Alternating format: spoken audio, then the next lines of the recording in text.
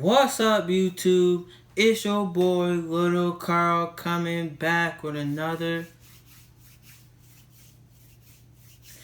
banger, man. So today in this video, we coming back with another try not to get scared video, man. We coming back with another one, man.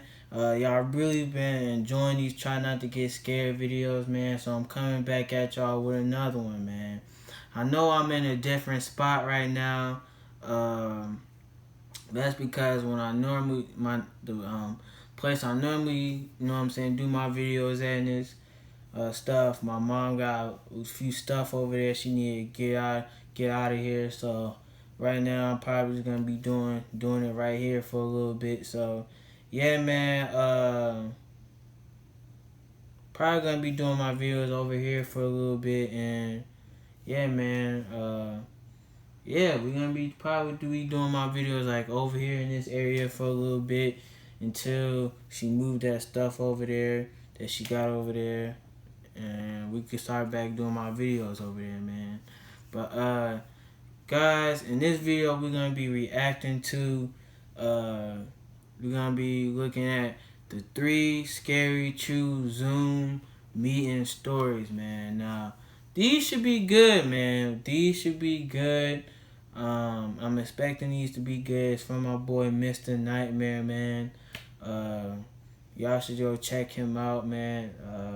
He make good content over there, so yeah, he'll really get you screaming out, you know what I'm saying? He'll really get you scared over there, man. So we about to react to that boy, and let's go ahead and get into this video, man.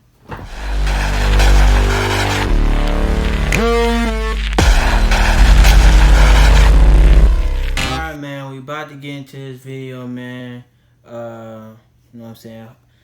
I know it's gonna be good, so let's just go ahead and get into this video, man. Let's get it, bro. Let's get it.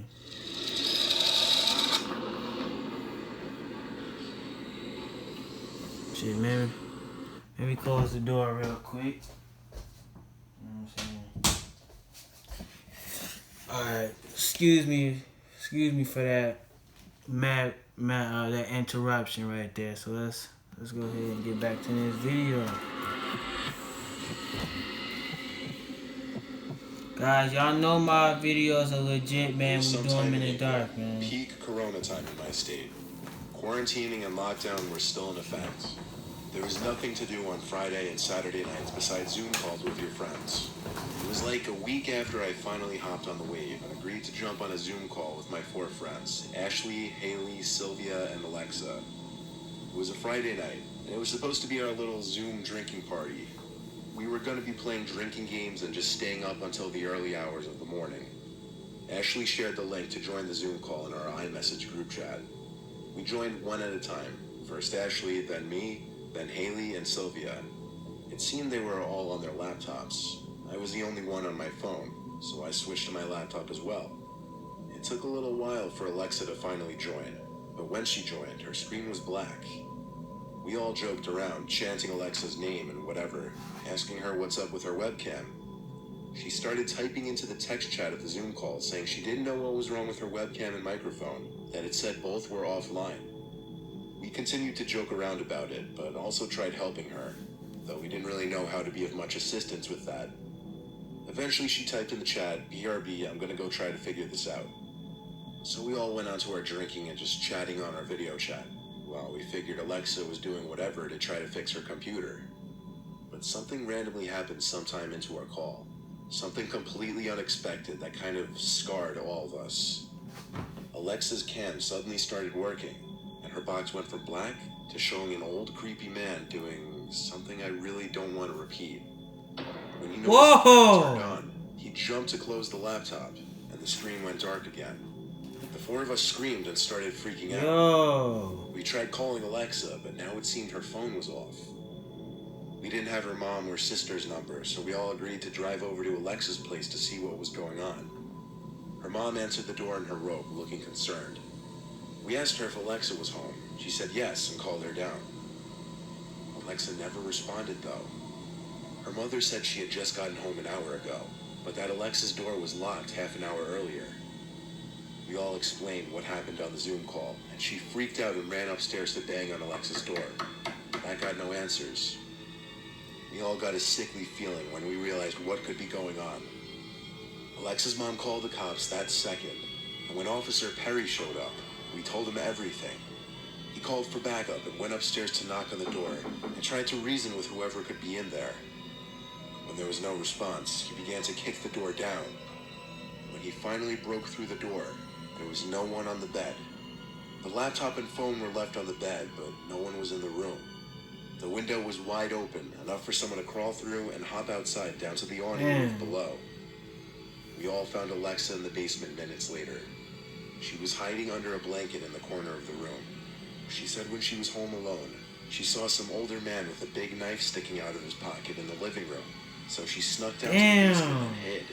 She didn't know when it was safe to come out of hiding, as she couldn't hear her mother getting home. Police backup finally showed up, and the information of the break-in and the man was sent to the local news outlets to alert people to be on the lookout. It's crazy how that Zoom call might have saved Alexa and her mother's lives. Damn, bro. Bro, that's why y'all gotta start locking y'all doors, man.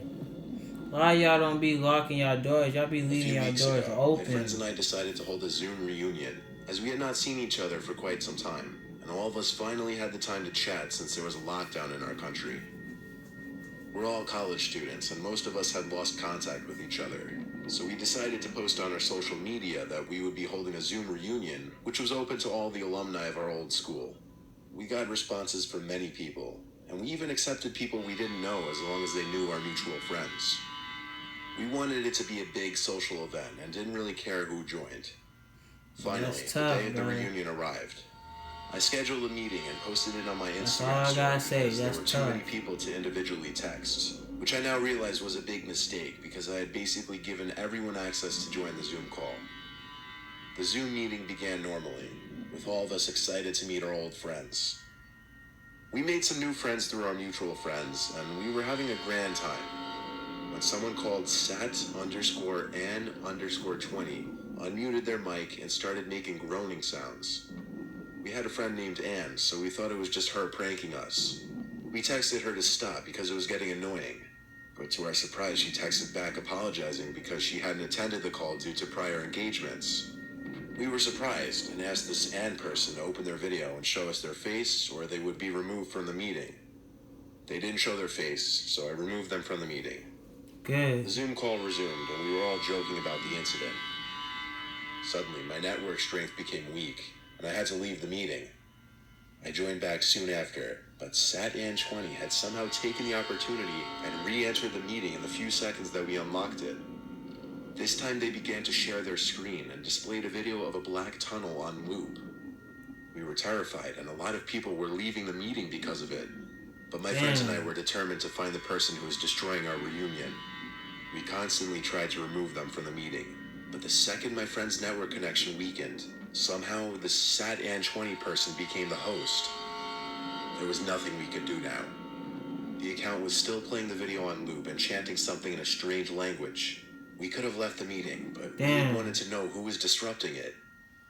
Suddenly, the video stopped, and SatAn20 started talking in a distorted voice about how my brother Rav had completed the ritual and attained salvation, and we could take their help and do the same too. Here's the thing. I had a twin brother who died before birth. My parents had wanted to name him Rav. They told me when I was very young about his prenatal death, and begged me to never talk about him. Only my grandparents and parents knew about him, as the subject was too painful to disclose to others.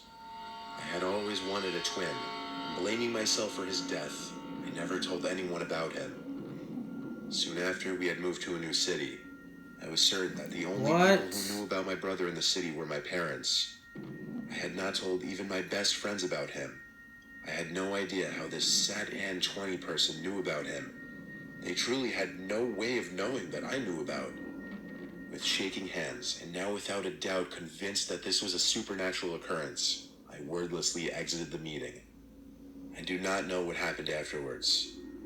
I didn't respond to my friends' texts and have since not talked to them. To this day, I know this is an experience I will not soon forget. Hell yeah, big fella. Damn, bro. That's crazy. He even hit them there. He didn't even hit him back up.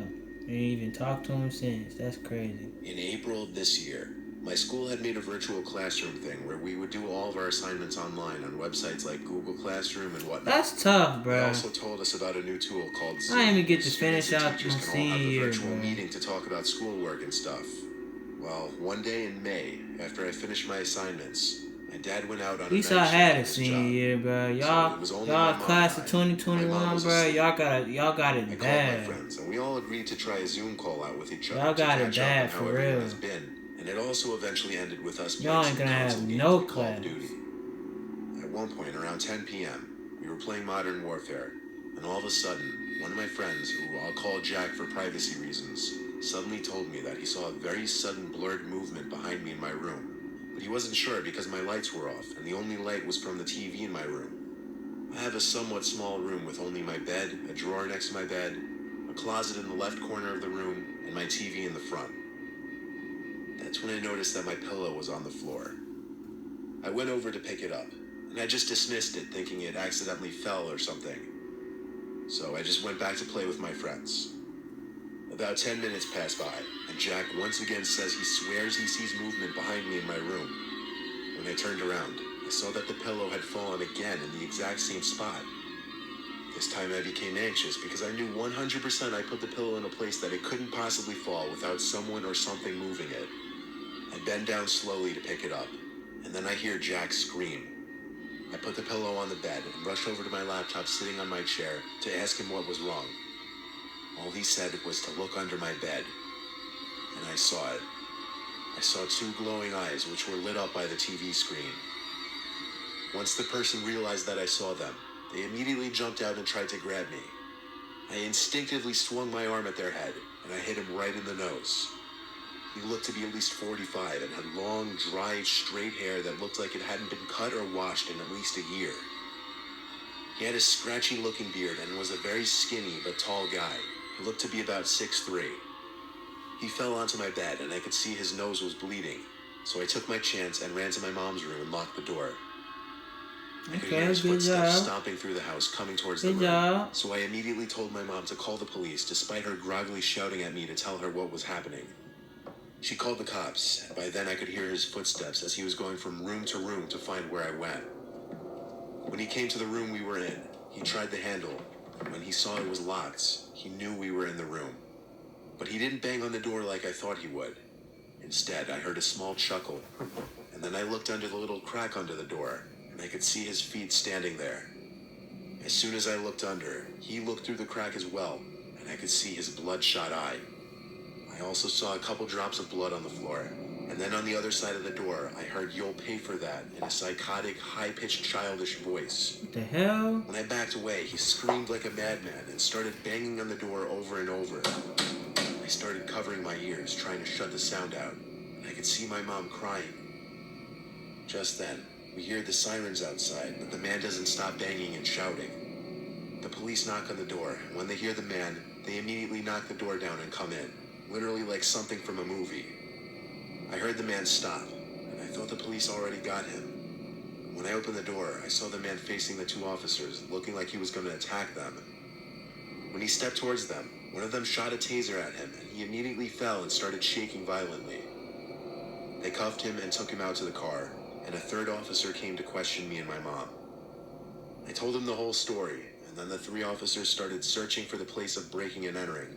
And it turned out that he had broken in through the window in my dad's office room, and they found a small axe and drill under my bed in my room. We later found out this man wasn't documented, and no one knew who he was. And he didn't appear to have any family. He was sent to a mental institution, but that's not the worst part.